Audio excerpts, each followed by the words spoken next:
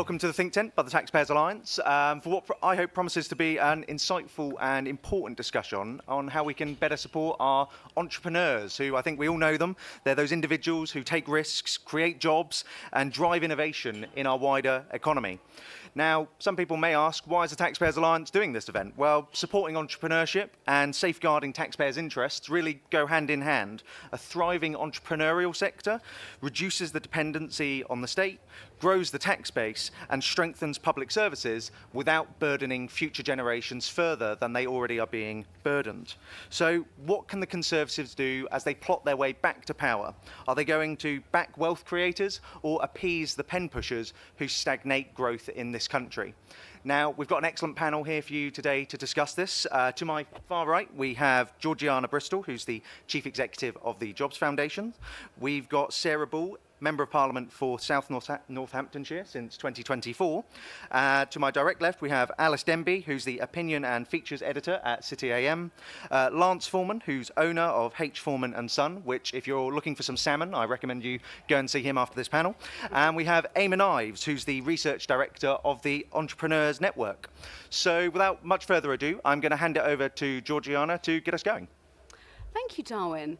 I must say, I had a moment of slight anxiety last night, and I sort of had a vision of you kind of doing a sort of short straw situation with the panel, and one of us was going to have to take it out and make a passionate defence of bureaucrats and why we might need more of them. But luckily, that has not happened. No one is having to make that case, so I feel a little calmer now. Right, so time to choose. Will the Tories stand with entrepreneurs or bureaucrats? I think the first thing to say is a little bit about the Jobs Foundation, the charity that I co-founded and CEO of, just in terms of making the connection between entrepreneurship and job creation, and why, obviously, for any government, but in the context of today, the Tories, why it is so important to make their voice heard and enable them to do the good work that they do. So the Jobs Foundation, we are a new charity set up by myself and Matthew Elliott. Our work is really to champion business as a force for good in its work to lift people up from poverty and worklessness into jobs and training. So we are clearly, and actually, as you can see with our new report, Ladders of Opportunity, we are big believers in the role of business and jobs and the social mobility that provides. Just to touch on briefly kind of what it is that we actually do in terms of that mission. Essentially, we look at businesses' role in two ways. So we look at the pathways that they create, supporting people into work.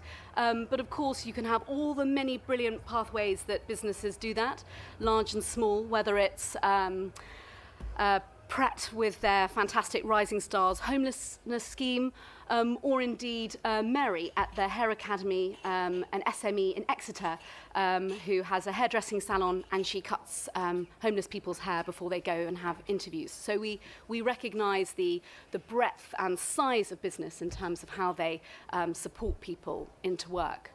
But of course, the obvious thing in the room, and very obvious particularly to this room, is of course it's job creation as well.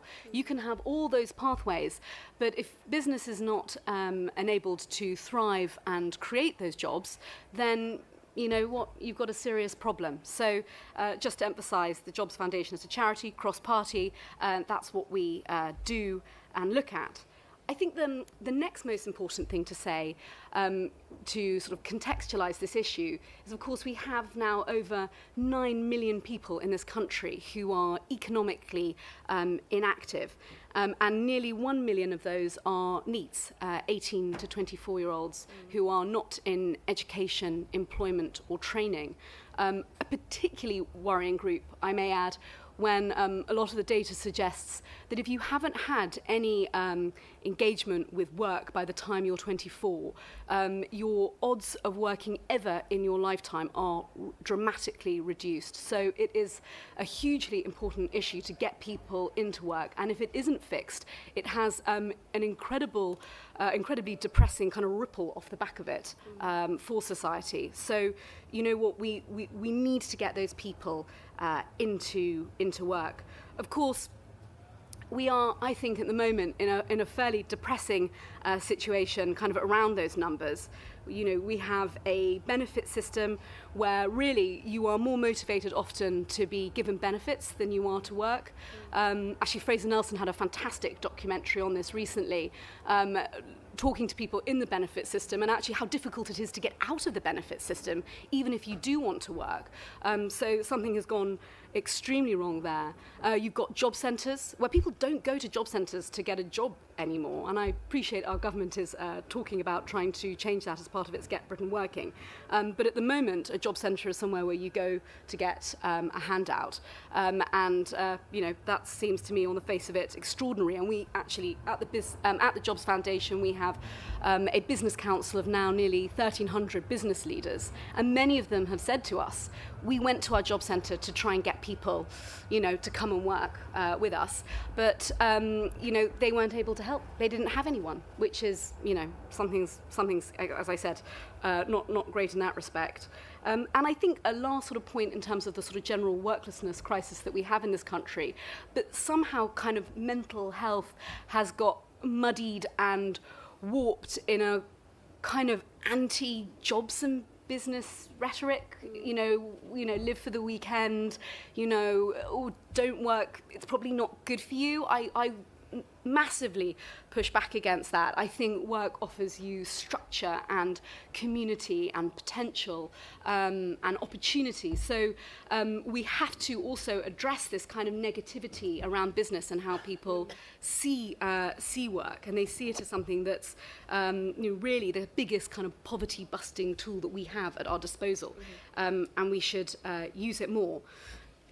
I'll finish off by saying, of course, and I know our panellists here are going to speak about this obviously in much more detail than I, but we know that entrepreneurs and SMEs in particular are the absolute engine of this country in terms of businesses and job creation. I think it's 99.8% of all businesses in this country are SMEs.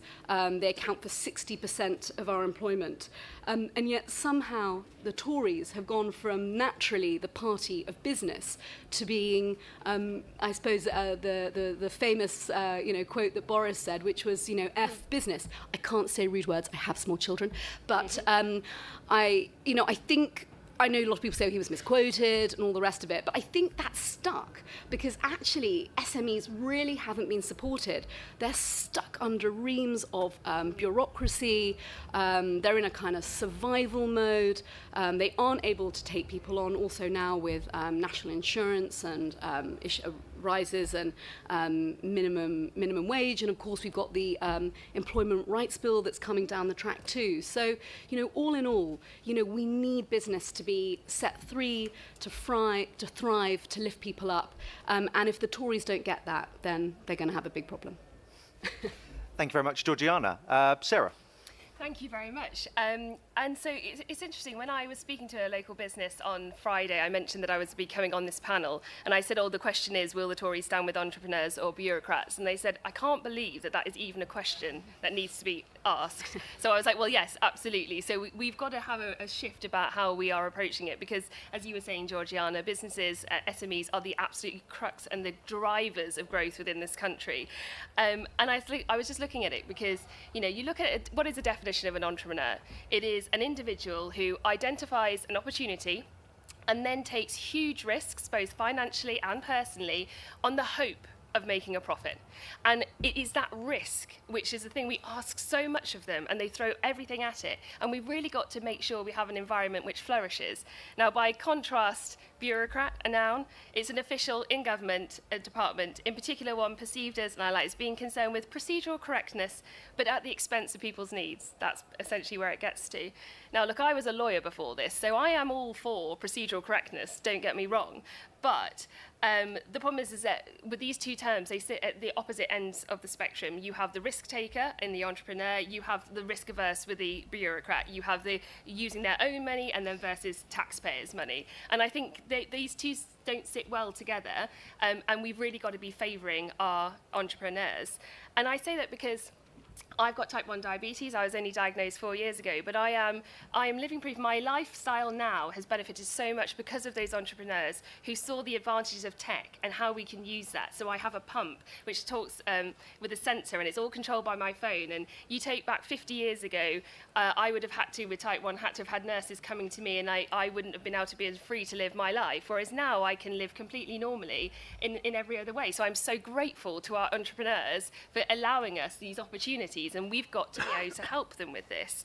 And I think it's really a point of this creating this environment to flourish.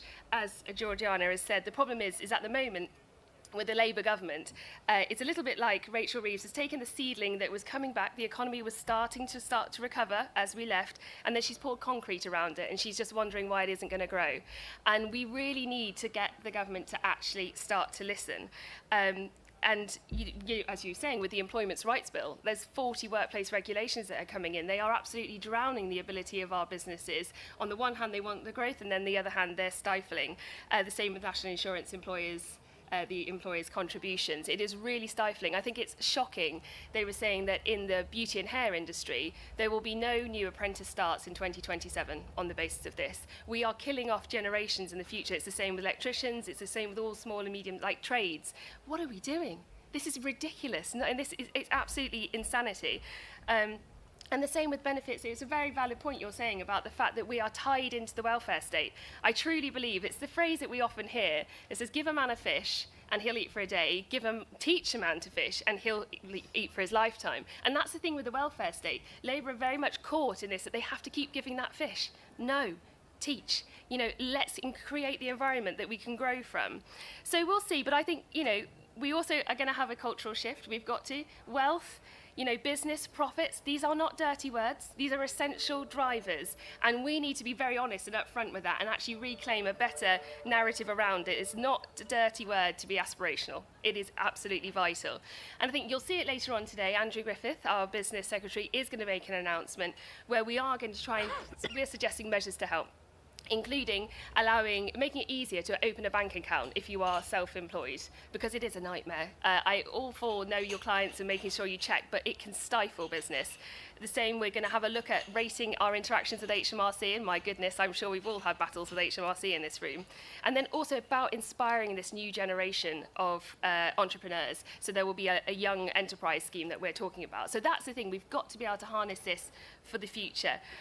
But we can do it, and I'm very optimistic, but we've just got to perhaps battle through the next few years in the meantime. Thank you, Sarah. Alice. Well, I am actually going to offer a highly qualified defence of bureaucrats, because in the City of London, one of the reasons it is such an attractive destination for investment is because it's extremely well regulated, and we have the rule of law, and we're internationally respected for that. So regulation is important, and we shouldn't be seeing it as necessarily just a drag anchor on business. We should be seeing it as a way that businesses and regulators can work together, because it's not in any interest, any business's interest, to harm its own consumers or employees. There are plenty of things that this government is doing that the city quite likes. It likes some of the changes that have been made to the FCA, but there is a deep, deep sense of frustration in the city about this sense that the government just doesn't like business. By taxing things like private school with punitive non-dom taxes, it's giving the impression that, as you say, that wealth is a dirty word. And so we need to be telling a completely different story about that. I mean, others have been through some of the kind of disastrous regulations that really are holding businesses back. The employment taxes, workers' rights legislation, the Online Safety Act. It's this incredibly confusing beer moth, that's very mixed messages to tech. On the one hand, Labour wants to talk about harnessing the AI revolution, and on the other hand, it's loading incredible amounts of new red tape on tech. And planning reforms are not going nearly far enough. I mean, in London, it's a disaster. We have where the housing crisis is at its most acute, 0 new housing starts across many boroughs in London. And that's a direct result of Sadiq Khan's 35% affordable housing target. It makes it completely unviable to build anything. That's a bit of bureaucracy that just obviously has to go.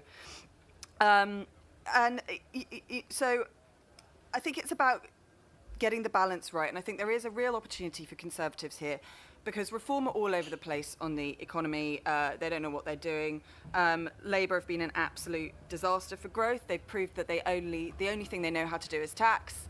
And they're completely incapable of reducing the size of the state. So there's definitely an opportunity for the Conservatives here. I think it would be a mistake to kind of go on about tearing up red tape and so on, because we've seen how quickly and harshly the bond markets can react, whether that is Liz Truss or indeed the prospect of Rachel Reeves going.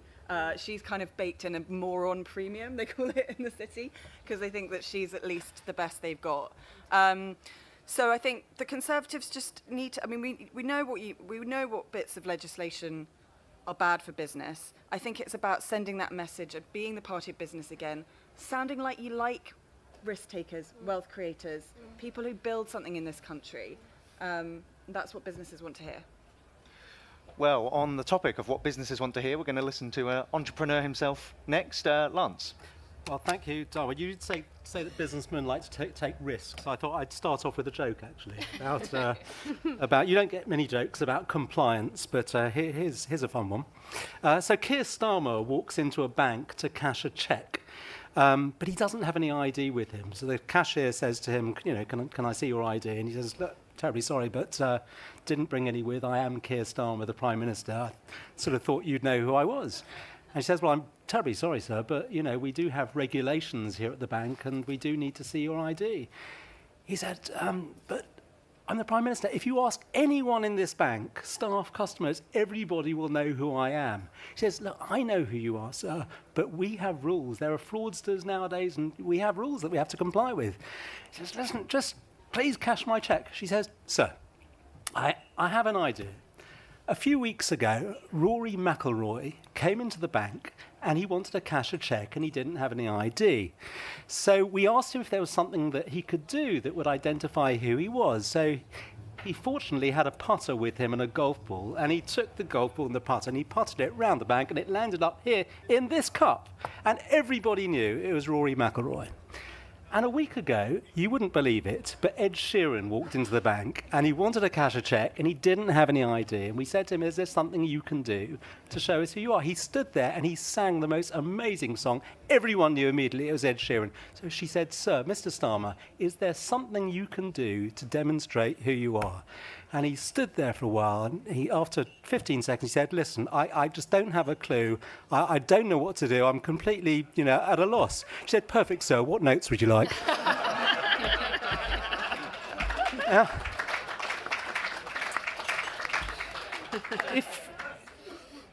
If you used to ask a businessman a number of years ago what the biggest challenges were in business, they would always say to you something along the lines, well, if I didn't have customers and I didn't have staff, everything will be fantastic. That's how it used to be. But nowadays, if you ask business people, they will all tell you the same thing. The toughest thing in business is just dealing with all the red tape and regulations. It's an absolute nightmare. If they had a choice between those challenges and the customers and staff challenges, they would be delighted to deal with all the problems they have with their customers and staff. And indeed, corporate financiers that deal with family businesses will tell you that the number one reason why family businesses shut down is not because there's no succession or they can't make a go, there's no profit. It's because the owner comes into the office one day and just says, you know what, I've just had enough. There's enough money in the bank now, I'm just packing it all in.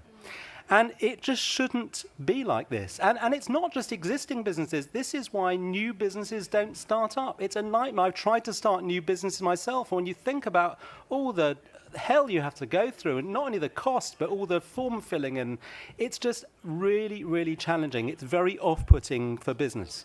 And we thought to some extent after Brexit that we might see a reduction in all these regulations. That was one of the opportunities of Brexit. I remember there was this awful chap who some of you might listen to on LBC called James O'Brien. He used to have this, well, he still has this phone in, and he would challenge people to phone up and say, what regulation would you you like to scrap? And he would ridicule them because, of course, there's not one regulation. There's no silver bullet here. There are just millions of petty little regulations that we just need to get rid of. And I would joke around the time of Brexit. I would often sort of say, well, our business, and it's a true story, we had to spend tens of thousands of pounds on reprinting all our packaging so that a packet of smoked salmon would have a warning sign on the back saying contains fish. And, this sort of stuff is completely mad. And, but you'd have sort of do-gooders out there sort of saying, well, don't you take, food safety seriously? And I'd have to sort of go back to them and say, well, if people don't know that salmon is a fish, they've got far bigger problems than food intolerances. So, we thought we would get rid of all this stuff. And, I hope that the Tory party now will do, because they certainly didn't last time round. And I see John Longworth there on the back row. Jacob Rees-Mogg wrote an article in The Sun a few years ago, about 3 years ago, talking about deregulation, saying, if anyone's got any rule that needs to be scrapped, let me know. And I wrote to him and I said, Jacob, here are a dozen rules. We can scrap these. And he said, brilliant, come in and see me. And I went in with John, and we went in and we went through all these things. And he said, yes, yeah, absolutely, good idea. I'm not sure about that one, great, and so on. And I said, Jacob, if you like all this, I can give you another 10 every week. I'll just keep feeding you rules. And he said, this is great. He said, can you send me in the details, the actual specific clause and sub-clause of the EU rule so that I can get my officials to look at it? And I wrote to him with all those details, and I got a letter back 2 weeks later, and he said, dear Lance, very sorry, but we're not going to be able to do this. It's all too complicated. Now, I'm just hoping and praying that the Tory party, just moving forward, know that we need to scrap this stuff. Business, if we don't have successful businesses, as we've all said, business is the driver of everything. If you want public services, if you haven't got the taxes, you're not going to get them from people, because people only get those taxes if they're employed. So businesses have to thrive. I haven't said anything about tax at this stage. There might be questions later on, but that's my view. Thank you. Thank you, Lance. And finally, Eamon. Thank you for that. It's always hard going last on a panel because you find yourself concurring with most of what's already been said. But I'll try and keep this fresh and original, even if it means doing a bit of editing on the fly. So as you can see up there, I work for an organisation called the Entrepreneurs Network. The clue's in the name. We're a network for entrepreneurs, in particular focusing on influencing governments to bring about conditions that help highly ambitious entrepreneurs succeed. And I think the UK has been doing a rather good job at that. Might not always feel that way, but we do have globally one of the best places in the world to start a business. Not always quite as easy to scale it, but I think it's always important to take a broader view on these things. And in the round, I think we do quite a good job here, so we can pat ourselves on the back for that. But there's certainly, as we've heard here today, a lot of room for improvement. Sarah, I think you must have been reading my notes as well, because as you quite rightly identified, what an entrepreneur is basically somebody who's identified a problem and come up with a solution for it. And if we want to get rates of economic growth growing again in Britain, we need to do everything we can to empower and incentivize more people to be doing that. I think partly this comes down to policy, and I think that should be the preoccupation for the Conservative Party right now as it tries to get up from wherever it is in the polls at the moment. But there's also a case about rhetoric as well. And it's never fun when a panel is in complete agreement with one another. So if I can put a little bit of a cat among the pigeons, I think one of the problems that we've had a lot lately is this kind of fetishization of small businesses. We should not necessarily support businesses because they're small.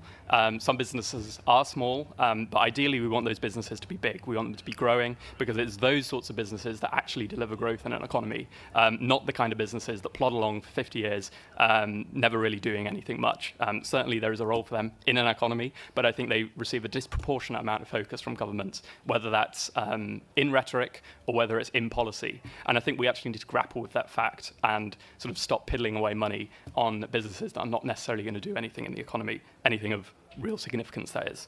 So that's my kind of my pointed barb to get some conversation going. But then as I said before, there's also a very, very, very important point to be made about policy. And certainly there are a whole suite of ways that we can reform, whether it's regulations or taxes, to make life better for entrepreneurs, to incentivize them to grow their businesses and to grow them here rather than elsewhere. Because often it's not necessarily a case of an entrepreneur's going to sort of say, oh no, I won't bother growing a business. They'll just do it somewhere elsewhere and they'll pay taxes to another government instead. So on that front, there's a few things that I've sort of scribbled down here that I think ought to be really the kind of paramount focus for the Conservative Party going forward. First of all, I think we actually, and this is maybe slightly counterintuitive, we need to make it easier for entrepreneurs to sell businesses. That, as I said, that might sound counterintuitive, but one of the best things we can do is allow entrepreneurs to start a business, grow it to maturity, and then pass it on, whether through an IPO or an acquisition or something like that, and then have a go at doing something else with the talent they have, with the finance that they would have raised doing that process. So on that front, absolutely imperative that we cut and reverse the changes to capital gains tax that were made last autumn by Rachel Reeves. I think they are already having a significant impact on entrepreneurs in the UK. Second, and to give her credit here, I think that Rachel Reeves is doing a reasonably good job on this front, but we need to take seriously the role that the CMA has, the Competition and Markets Authority. I think so often they have really overstepped their remit, getting involved in cases they do not need to get involved with. And when an entrepreneur doesn't necessarily think that they can have their business acquired or merged with another business, that's really detrimental to people actually starting up things in the first place. Second, our capital markets, as you may well know, there's been a lot of attention in this recently, but they are absolutely terrible right now for businesses trying to list or raise capital in another way. One very quick thing we can do on that front, it's not absolutely painless for the costs that it would incur the Treasury, but we can cut something called stamp duty reserve tax. That's a 0.5% tax on when you buy shares, and I think there's a lot of evidence that that's really harming the UK right now, and has been. We're one of the few countries that actually taxes transactions of this sort, and that is something that could be done at the flick of a pen if we can find a modest amount of money to allow us to do that, which I'm pretty sure we can. Second, on the regulatory piece, one thing that we tend to do here a lot in the UK is smother entire industries, particularly emerging industries that could be real growth centres for future economic growth, whether that's things like autonomous vehicles, AI models, even things like lab-grown meat. Lance, I don't know if you're making any lab-grown salmon right now, but probably not, because we drench these companies in red tape and basically make it illegal for them to do that. Other countries don't, and unsurprisingly, you see extremely lucrative startups building in those areas. So I think, tackling kind of regulating emerging industries is something we really need to rethink. I think there are some positive signs on this front coming forward from the current government, but whether we're going far enough is another question. Thirdly, another class of regulations, we don't often think of them as regulations, but the regulations which deny employers the ability to hire who they want. And in this, I do include immigration. I think there's a real danger as the Conservatives pivot back to more restrictive policies on immigration, that we're going to start introducing things that make it exceptionally hard to bring exceptionally talented people into this country. That will be a complete own goal, and is something that I think any sensible party that wants to show that it can understand what businesses want and need has to grapple with. It might not necessarily be politically the thing that you sort of plaster on your posters in this conference and things like that, but I think a sensible offer on high-skilled immigration is going to be imperative for the country going forwards. Conscious that there's probably lots of great questions in the panel, so I'll draw to a close there. But thank you, Darwin. Thanks, Eamon. Just before I pass it over to the audience, I'm just going to abuse the position of as chair of this panel and ask everyone, Eamon's actually illustrated it perfectly, just one question. What are one or two regulatory or tax changes you would personally like to see that would support entrepreneurship in this country? Lance, do you want to go first on that one? Well, something like 90% of businesses pay about 10% of corporation tax. And the administrative burden of all of that is absolutely extraordinary. In fact, 92.3% of businesses pay less than £50,000. the cost of administrating all of that and collecting it is more than the value of the tax. I mean, you could massively deregulate the entire economy by scrapping corporation tax if it's less than 50 grand. It would be an easy win. And it's a win-win because there's no net cost to it, and it'd be brilliant for small businesses. That's one very easy thing. Perfect. Thank you. Yeah, completely agree with Eamon on stamp duty on shares. It's terrible for the city. But I think that the most insidious regulation or like layers of bureaucracy we have in this country is planning system. I would scrap everything to do with bats and newts. I would scrap the affordable.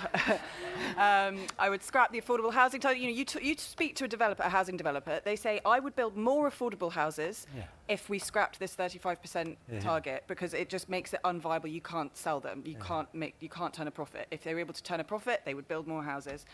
So the entire planning system, I think, just needs to be ripped off. And, Angela Rayner was doing some good stuff, but it's not enough. We're not seeing the growth effects. So it just needs to go. Perfect. Sarah? I definitely agree with that. In terms of the planning system, I think a lot of the small businesses, because in South Northamptonshire we've got 5,300 businesses, 5,200 are small and medium-sized businesses, and they are saying it's often the planning. If you're looking at the farming industry, because 88% of my constituency are agricultural, they said we just want to be able to make changes or just to grow in different ways, and we just can't. And yes, I have someone who wants to put an extension on their hotel, and they can't because of the back corridor, and it's crazy because actually we're in the open countryside. I'm sure they'll fly around. And I think there's other ways. But I was also speaking to a distillery company, Wolf Distillery, in my constituency, and they were saying the problem is at the moment with regulations, they'd like to grow, but often they can't access the capital that they actually need. So they can get grants, for example, to be able to buy like an asset, a new distiller, but actually what they need is some more funding to be able to help get through some of the paperwork to allow them to grow and actually to sell in different levels and different industries. There's different paperwork. And it's all of these sort of things. It just seems ridiculous. It's all good and it's well-meaning, and I can see how things have come about. But the problem is when the well-meaning is in squashing, then we've got the wrong balance. So everything everyone said as well. And Georgiana, finally. I suppose one that certainly comes to mind for me is, for kind of budding entrepreneurs, you need to still create that ladder of supporting them into work and starting to think about the world of work and then the sort of businesses that they might want to set up. I'd like to see national insurance contributions if you've been out of work for a year for the employer to be given an exemption on that. And I think there is form in terms of that being done for veterans previously. So I think that's an interesting area. And then I'm going to say business rates. Let's get rid of those, and I think that's been a bit of a TPA bugbear for a while. Yeah, I'm sure there'll be a lot of support in this room for that. Yeah. Okay, with that, I will turn it over to the audience. So if you could, when I select you, just kind of say your name, and if your question's for someone particularly on the panel, then just say who it's for. We've got the gentleman just here. Hi, I'm Adam Kent. One sec, there should be a microphone. There you go. Hi, Adam Kent. I'm the Conservative Group Leader at a much diminished Worcestershire County Council and previous holder of the Cabinet role for economy. I mean, Labour's attempted to grow the economy clearly by kicking the living daylights out of business, which has affected me. I run a business as well, and I'm trying to export into the US. But I would just ask the panel, and I'm surprised that some of the suggestions are more bureaucracy to solve the problem in terms of a change to national insurance that would mean all of us having to change our national insurance systems across the whole of the UK to be able to accommodate it. And we need to get rid of that, as Lance said. But who in this room is prepared to risk capital as a small business to earn 38p in every pound? 38p in every pound. Why would you put capital at risk to go and do that? And if you can't incentivise the very people that we need to grow the economy to take that risk, then what are we doing? We've let the 40% tax bracket get lower and lower. We've got a VAT threshold in place, and do you know what it's done? And I'm doing a house development project at the moment, and it has shocked me. Every one of the small trades now wants to work for cash. What a surprise. Okay, does anyone want to pick up on that one? Or? I'll come in on that. Yeah, sure.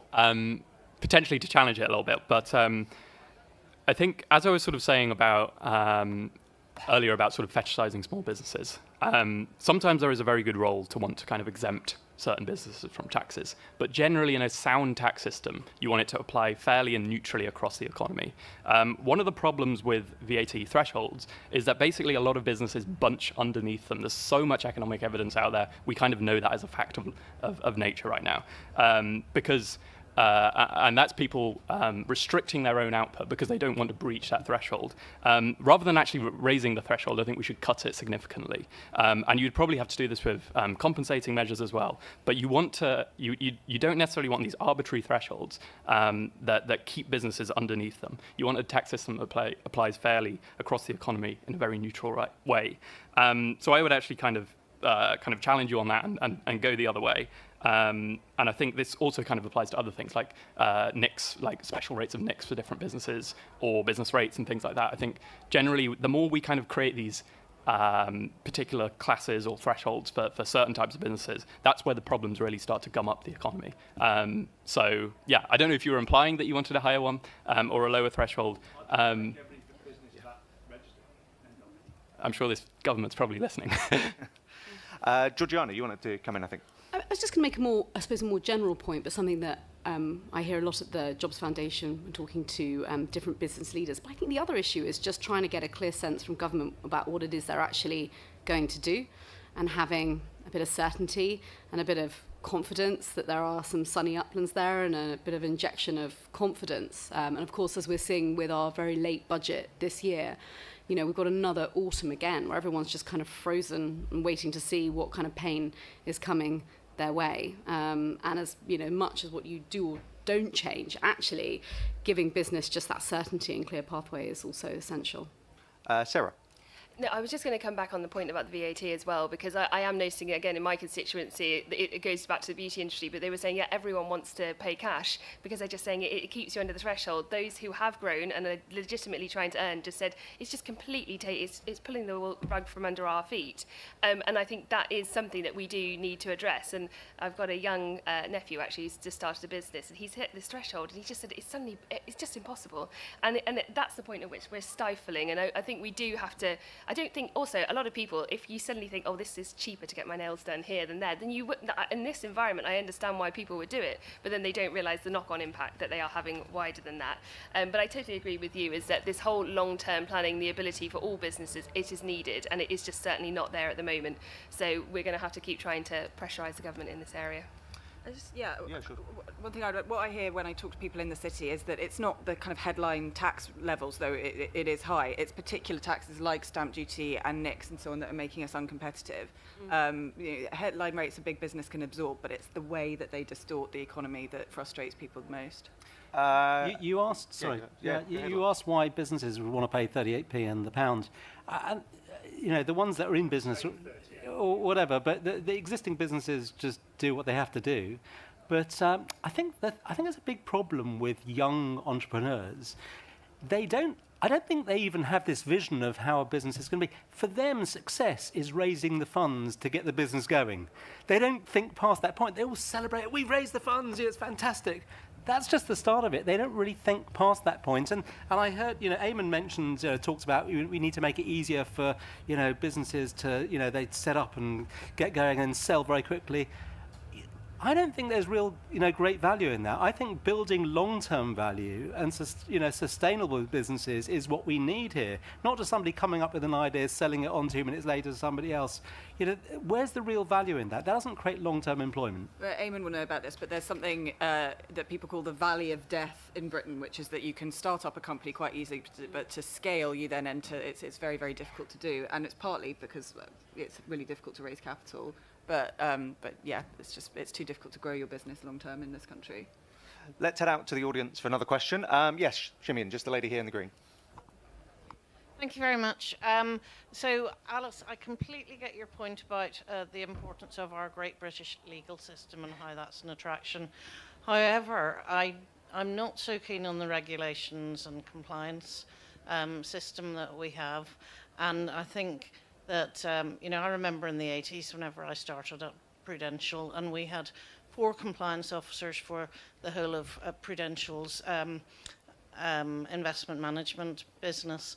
And now I believe that the compliance jobs are about half of any investment management business.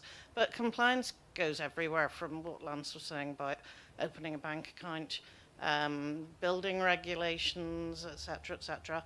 And I think we've got too many jobs that are checking other people's work. We've got the workers, and we've got the people that record what the workers do and write it down and store it somewhere for I don't know what reason, really.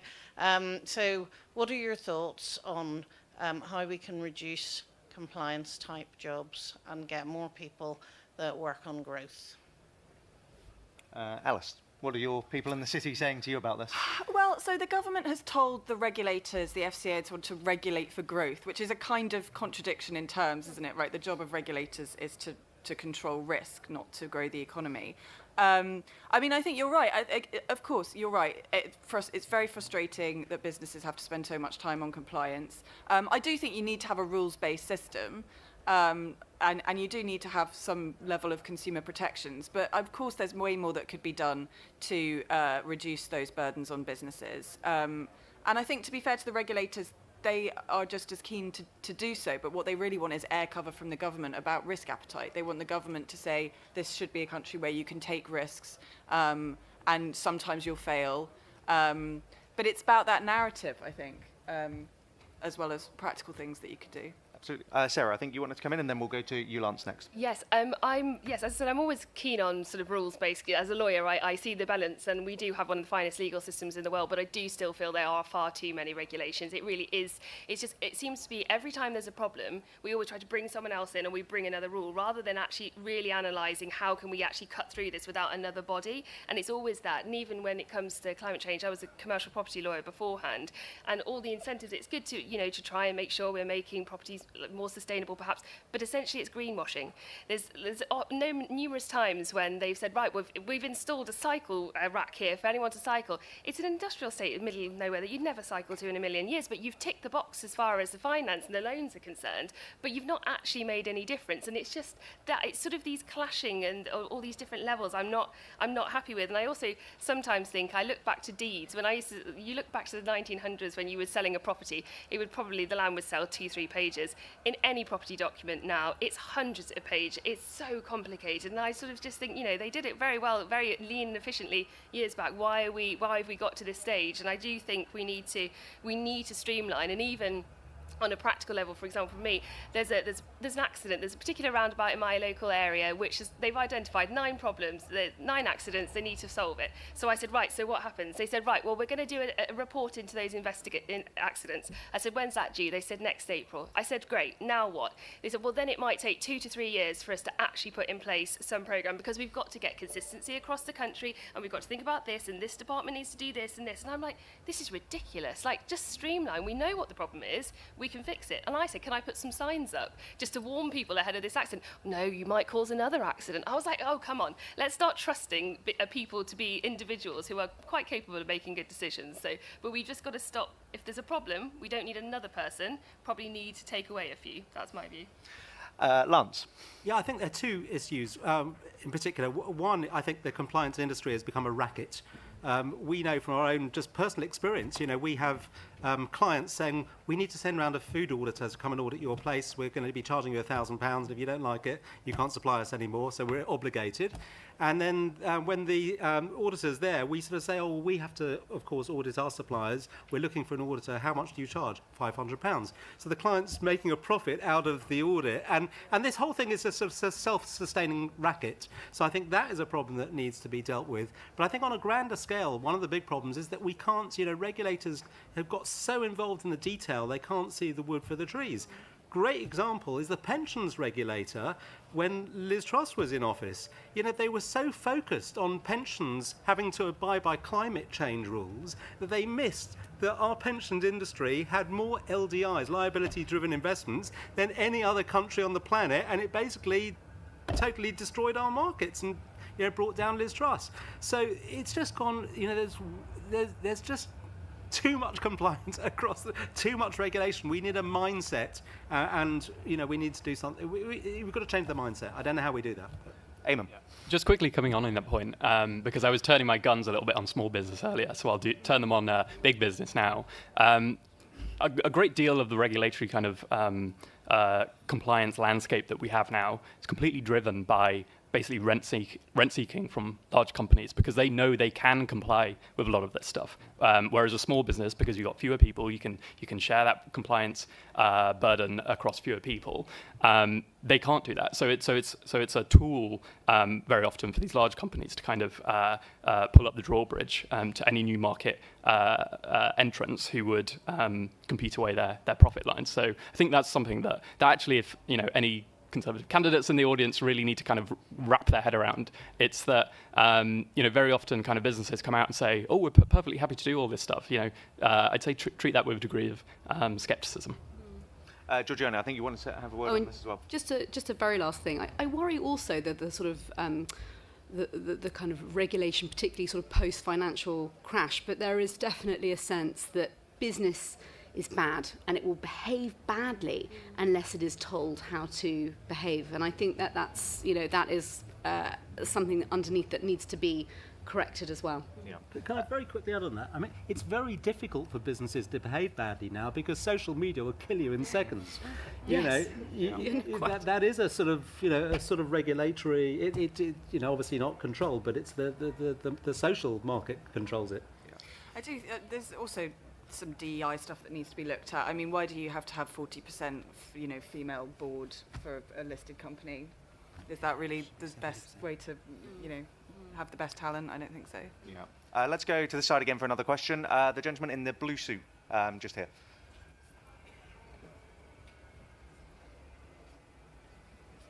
Hello to all the guests. I think I'm going to go back to the academic question of the day. So for us to be taken really serious as a country, on our current UK PLC balance sheet, we're over 100% debt. So, I mean, that's just absolute insanity. And we're all, presumably amongst friends here as business owners, if we were running businesses like that, we would be kaput a long time ago. So if the Conservative Party ever want to be taken seriously as a business-friendly party, they've got to make some serious thinking about how to reduce the size of the debt. And that's when I'll go to the City colleague. I mean, the bond markets are actually quite simple. They're just a predictor of how whether you're going to be liquid in 25, 30 years. But if you can't meet your cost obligations, that's why Liz's budget didn't work. So yeah, to whoever in the audience, that's the only way we're going to be taken serious as a country. Sarah, do you want to lead on kind of the debt point first? Yeah, no, well, thank you. And no, I totally agree. And I think that's some of the reasons you'll start to see more announcements coming out about what we're thinking. That's why we're talking about trying to reduce the size of the welfare state. I think ultimately it goes to what do you see the role of the economy as well? Because it's the ultimate insurance policy. But all insurance policies have caveats and carve-outs. And unfortunately, at the moment, we're sort of just saying that the economy is there just to support everyone. And actually, sometimes we can't do that. We've got to be very realistic and very honest. And it's an uncomfortable truth, but tough love, really. We've got, and the truth hurts. So and this is where you will start to see it coming out much clearer. We have got to reduce the debt levels. We have got to take a step back and empower the individual. We can't just keep handing out each day. As I said, it's that fish each day that's never going to get us anywhere. We've got to do that teaching. So I hear that, and I will definitely be feeding that back.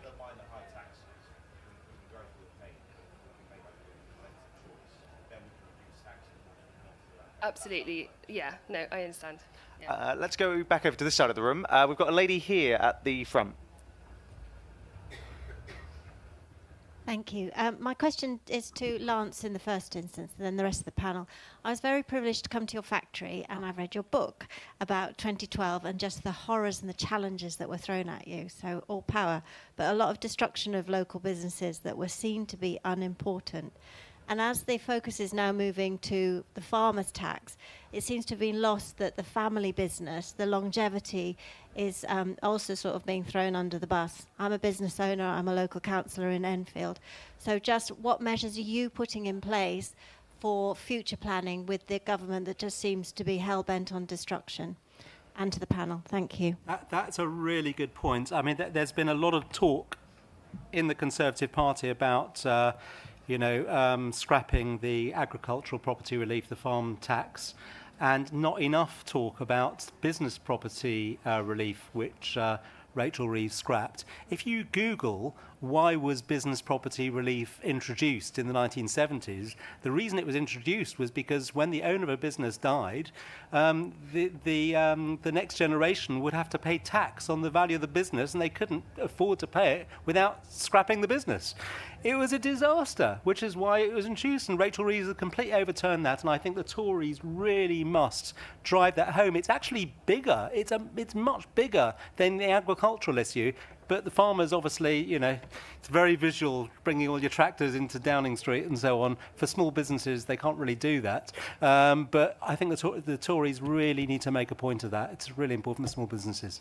Sarah, how does this kind of affect your constituents in South Northamptonshire? No, well, actually, to be honest, it's exactly the same way. As I run a business breakfast forum, and that's the thing that they all say. They said, yes, we appreciate with the farming, obviously it's vital and it has affected, but BPR, we mustn't underestimate, doesn't just affect farming, it is those small businesses. So it's definitely a message we are taking back, because, as I said, I've got thousands of businesses in my constituency. They are all crying out for help and they need it, and I don't want to see their destruction. So again, don't worry, that is a message I'm taking back, and they're hearing it loud and clear.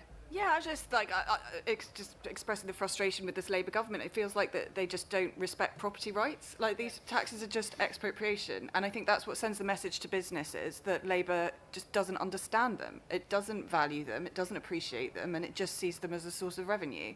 And that's what the Conservatives need to be fighting back against. Can I just make, because I think that's the problem. I think, look, with APR and all the inheritance tax changes, that has been asked and promoted by the Treasury year upon year upon year. And each previous Conservative government has always said no, because we know the knock-on domino effect that will have. And so that's why we said no. Whereas this government, I fear, with Rachel Reeves, they sort of looked, they were like, we need a sum of money, that looks like low-hanging fruit, let's go. And they didn't think about the next steps. And I think that's my biggest frustration. It's working through what this will mean, and they haven't been doing that, which is what we've got to, it's incumbent on us whenever we're doing our policy planning for the next few years, it's thinking through those long-term effects as well.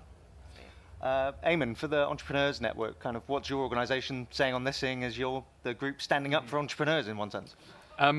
Yeah, I mean, I think it's not an issue that I've sort of developed a ton of thinking on, if I'm going to be completely honest. I think generally the businesses we engage with tend to be a little bit younger.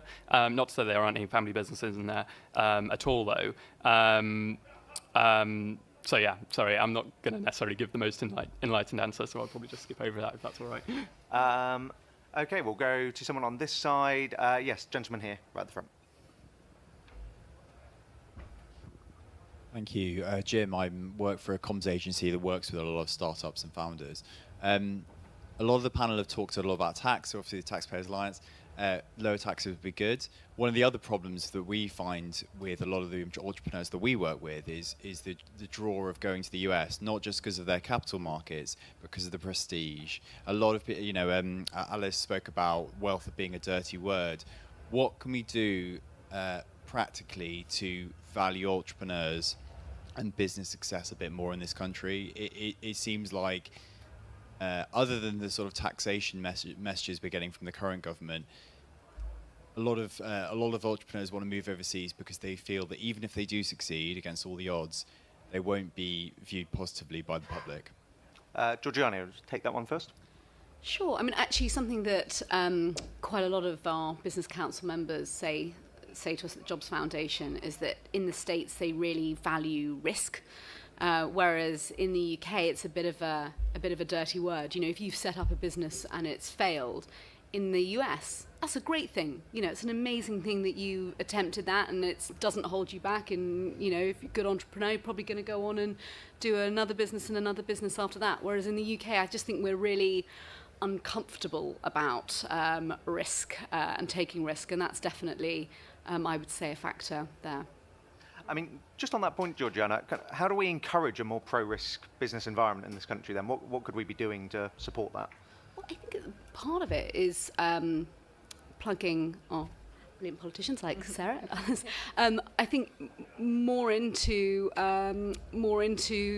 businesses. Really understanding on the ground what they're doing, and I think being more aware so that they can understand that when building their business policy. I think too much there is that disconnection. Yeah, I feel like it's quite a deep-seated British cultural thing. I think it's probably linked to the class system, and I think there's only so much that policy can do, though obviously policy is a big sort of dampener on risk appetite and so on. But yeah, it's one of the things that I find most frustrating is, as you say, the US has this entrepreneurial culture where if you're rich, that's great. Whereas we just don't see it that way, and we're suspicious of it. And I don't know if there's just something deep in our British nature that needs to be unpicked. In our British how bones. you do that. Sarah, do you want to go first, and then we'll go to Lance next? Yeah, I just think it is, to me, it's communication. And I think the difficulty is, especially in opposition, we've obviously got to say, you're doing this wrong, you're not doing this wrong. But the danger in doing that, and it's what Rachel Reeves has seen herself, is if you talk down because it serves a political purpose, the wider ramifications are huge. So that is why we're struggling reputationally at the moment, because everyone thinks, oh, well, Britain is broken. And then that self-perpetuates, and that doesn't help us to be able to encourage that rhetoric. So it's a lot of it is what our vision is for the future. And then, as you said, it is a bit of a British culture. It's seen as unfair. And we've got to take away this ability that just because someone has done well doesn't mean that therefore we have to equate and level that playing field again. Because actually, in them doing well, they've then created jobs opportunities. And it's actually, let's put a positive spin on what doing well means. It doesn't mean we just have to say, well, you've done well, let's punish you for that because you've got to, that's just not fair. So, you know, it is messaging. So you're probably going to be very busy in the years to come helping us. Lance. Yeah, well, I think it's a cultural thing, and I think it goes much deeper than just business. When I was at school and used to have sports day, it was really good to win the race. You'd get the cup and people would cheer you on. It was a really good thing. When my kids went to school and they had sports day, it was all about taking part. That was important, and you get a pat on the back just for well done for running the race. And I think there are two issues with that. First of all, we're discouraging people from actually going out there and wanting to win. So I think that's problematic. And the other thing is we're not teaching kids how to lose. Learning how to lose is so important, because you start working out what you're good at and what you're not good at, and you have to understand that failure is not a problem. You learn from it and then you do something else instead. And I think we've got this cultural attitude that we've got to, and I think that's one of the reasons why so many young people have so much anxiety nowadays, because they don't know, they're afraid of failure. And if they were taught it at the age of 3 or 4 when they did sports day, I think it would be a really good thing. Eamon. Yeah, so I think this is a really good question. And you might remember in my opening remarks, I said that we should focus predominantly on policy rather than rhetoric. I don't think you can dismiss rhetoric entirely. But this is a question about the kind of the differences between the US and the UK that I've looked into a lot and will publish some research on quite shortly, actually. And so because I think instinctively we sort of feel that there is that kind of cultural difference. And, I spend a lot of time going back and forth between the US and certainly, you kind of do get that vibe. But I kind of wanted to go a bit further than the vibe. So I kind of look at opinion polling and things like that. And on a lot of issues that are kind of pertinent to this question, there's no real great difference. In fact, in a lot of instances, I think the UK actually has in polling at least, there's a lot of evidence to suggest that we actually take a bit more of a pro-entrepreneur attitude, which is a little bit conflicting to what you might think. And certainly, even if there is a little difference, I don't think it can explain the absolute gulf in difference between the US and the UK, particularly when we're looking at real top-end businesses. What's happening in San Francisco compared to kind of what's happening here, I think is like night and day sometimes. And that's why I come back to the point that it has to be policy. And if we think that we can kind of rhetoric our way out of this problem, then we're on a hiding to nowhere. We have to take those hard choices. Well, you might say they're hard. I think they're quite easy. You cut capital gains tax, you reform the CMA, you cut stamp duty on shares. Take actions like that, and good things will happen. I don't think we can kind of say like, oh, it would be all better if we were sort of a bit more competitive and a bit more risk-taking like that. I think actually in the UK we're pretty good. We're not the despondent case that some people like to say we are.